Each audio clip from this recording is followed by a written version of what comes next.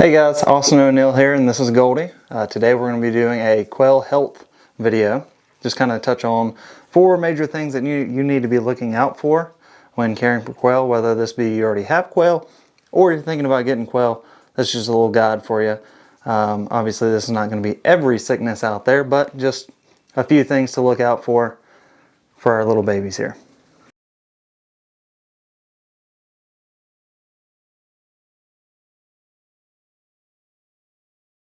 Alright, so one of the very first things I want to touch on, if Goldie is okay with it.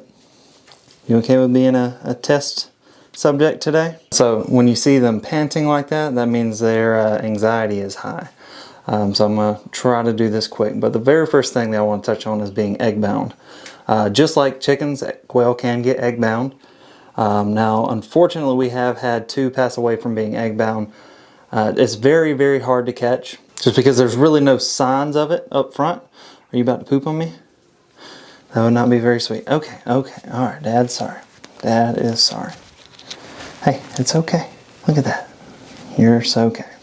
All right, so as far as egg bound, if you don't know what that is, that means that the egg is stuck in the canal where the egg would normally come out. It has gotten stuck. Either there wasn't enough fluid on it to help it kind of slide out with ease, or the egg was too big. There's a couple different reasons for why it happens, and I have not found a way in order to actually prevent it. So it's more so just helping them when you do notice that one is egg bound. Typically they'll be laying on the ground, not moving very much. They also won't be able to walk very well, simply because that whole entire back area is very sore.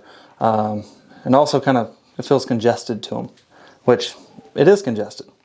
So in order to help them pass that egg, the best way to do that, and I'm so sorry for this, Goldie, is you'll actually take them, make sure you're holding their wings down on the back side, and you'll flip her over, flip her over on her back, and this obviously, I'm so sorry for violating you. This is where the egg would be stuck, coming out of their canal there. So what you would do is you would take your fingers. Okay, I know, you're not a fan of this at all. I am sorry. Okay, you would take your fingers and you would push down on her stomach just above where the egg would be, and you would kind of massage it out. And honestly, if you do this when they aren't egg bound, it can help push poop out as well if they're constipated, which I don't know how you would tell that or not. But anyways, yes, you would help just kind of massage that egg out. You may have to kind of open up their little hole back there. I'm not going to do that to her, but you get the idea there. So that is how you deal with an egg bound quail. I'm going to put her down now. She is very, very pissed off right now. So our next subject here is going to be, oh, hey, calm down. This is Sweet Pea. She actually has 2 things that I'm going to touch on here. Well, she doesn't have to. I'm going to touch on 2 things while, that sounds bad. Not what I meant. Okay, anyways. So the first thing I want to talk about here is you may notice with your quail that they have little poop balls stuck to their toe.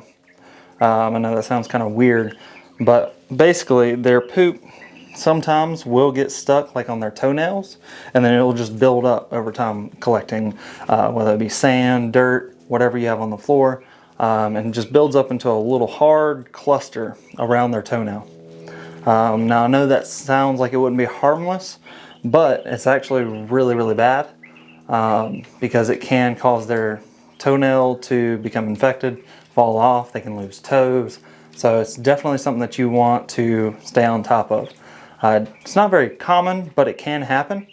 So it's mainly just a matter of looking at their feet every now and then, just checking on them, just to make sure. We have had it happen before where they did lose about half of a toe, and that's before I knew that that was a problem. But basically what you would do in order to fix that is you would, hey, let's calm down. Was that necessary? I don't think so. Anyways, the way to fix that is you would get you a bowl of warm water, and you would simply hold them with their feet are in the water. And obviously not their body, just their feet or the foot that has the poop on it.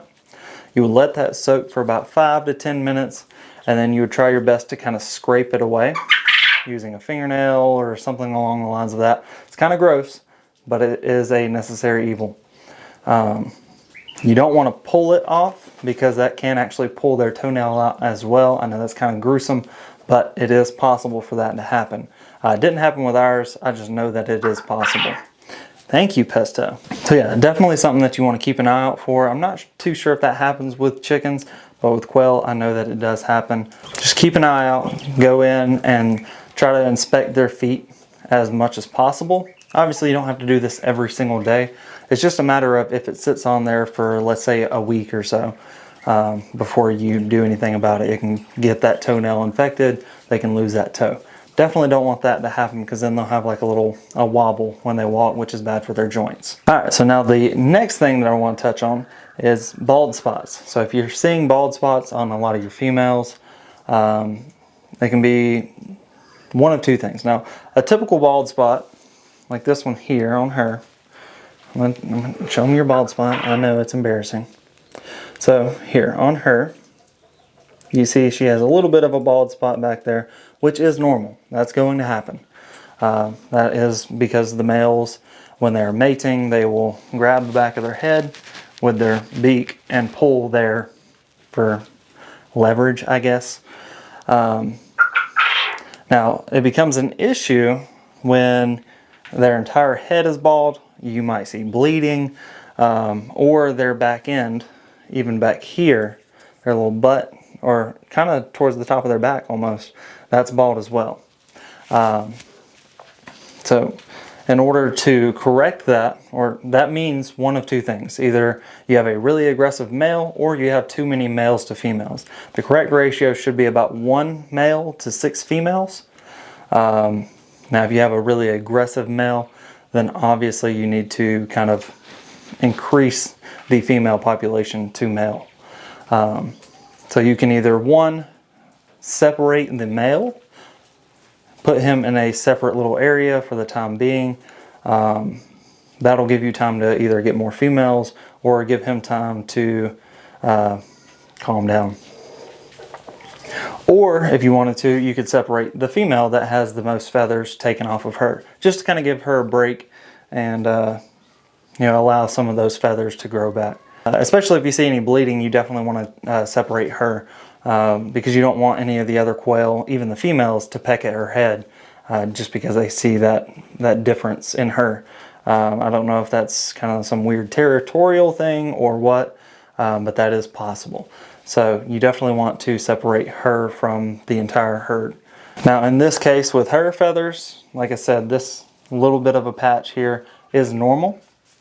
So there's no need to really worry too much. Now, if it gets to a point where she has no feathers on her head whatsoever, then that might be time to get more females, or separate her from the pack. Oh, mama.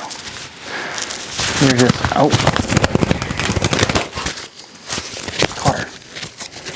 Okay. All right, Dad's gonna let you down. Come on. This is how she wants to sit. Now, quail are very skittish birds, I will say that. So it's a good idea to build as much of a relationship with them as you can. And of course, we have some quail that still, even though we have held them and everything, they just don't like when we walk into the pen. Peach, for example, our white Celadon, she does not like it at all when I walk into the greenhouse here. She will jump and fly, and if you watch my other video on quail, that's another reason to have those high ceilings, because when she does jump, she has plenty of room to go up without hitting her head and possibly breaking her neck. So definitely recommend having high ceilings, just because sometimes you're going to have a quail that is very, very skittish. Okay, and now the fourth thing that I want to touch on is going to be sicknesses like colds and that kind of stuff. We haven't had that issue with any of our quail so far, but I think that is just based on the diet that we feed them. So it's very important to feed them a good diet. We've got their non-GMO feed, which is a a mix of like grains and corn, and it's got essential oils, omegas, all kind of stuff in that. But we also give them a lot of mealworms, grubs, that kind of stuff for their protein, because quail require a high protein diet. Now another thing that you can add into their diet for their health is things like herbs, rosemary, marigolds. Marigolds are really good for them. Lavender, thyme. You also want to throw in veggies like squash, broccoli, collards, Brussels sprouts, those kind of things. And of course fruit as well. So you can do strawberries, blueberries, blackberries. You doing all right there? But yeah, so it's a good idea to have a really healthy diet for them. Now let's say that you do run into, you notice they're all kind of just kind of moping around, they're sick. What you can do is you can infuse those herbs like marigolds. That's kind of a flower. Marigolds, I'll go with that. Marigolds, thyme, oh, they love lemongrass. Those kind of things that would normally be good for you. And also dandelions if you saw them a little short. But you can infuse those things into their water, boil the water, pour it over the leaves and stems, and then obviously let that cool down. And then you can add that into their enclosure to let them drink that. And that should help kind of flush out any kind of sickness that they have, as long as this is something common. Now, if they have something along the lines of bird flu, which is not as common as it was displayed, in my personal opinion. Maybe I'm wrong, I don't know. But if you run into something along the lines of that, then that's not going to work. You do need to take them to a vet. So that's just 4 of my little major things to watch out for with quail regarding their health. But yes, we have quail here, and they are an excellent addition to any homestead. So if you're thinking about getting quail, go ahead and do it. It's definitely worth it in the long run, especially with the amount of eggs that we get. We have a surplus all of the time. In fact, we're trying to give them away.